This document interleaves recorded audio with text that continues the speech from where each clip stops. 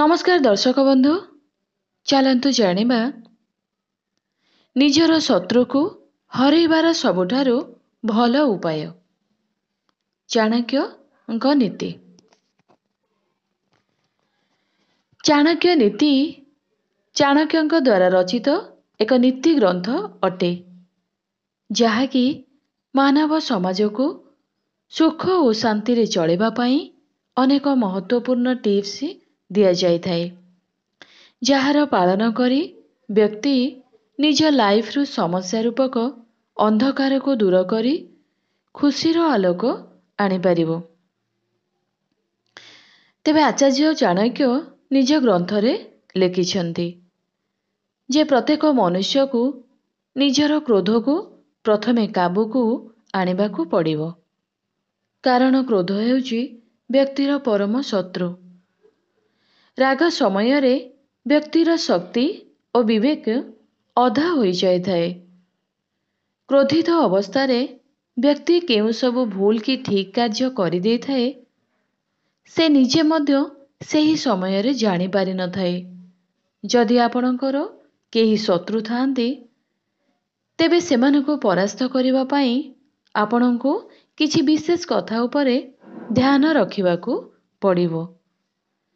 शत्रु अनेक समय रे भल लोकर खराब करिबाकू चेष्टा करिथाए, एपरिकी भल व्यक्ति को खराब मार्ग रे परिचालित करिबा पई उस्केई थाए। शत्रु एपरि किछि कार्य करिबो जहा द्वारा व्यक्ति को राग आसिबो। सेही क्रोधित अवस्था रे आपण निजर हिताहित ज्ञान भूली किछि भूल करि बसिबे, जहार फायदा आपणकर शत्रु उठाई आपणकर क्षति करिबो।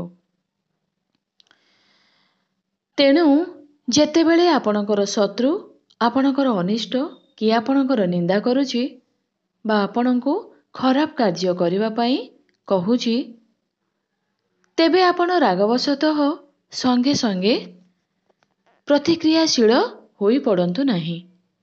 आपण निजर क्रोध को निज मध्यरे संयम करिबा पई चेष्टा करंतु। तापरे उचित समय रे शत्रु उपरे उचित प्रहार करंतु। जेहु व्यक्तिंकर स्वभाव खराब अटे, आपण आकु जेते बदलाइबा को चेष्टा करिले भी से निजर स्वभाव को बदलाई न थाए।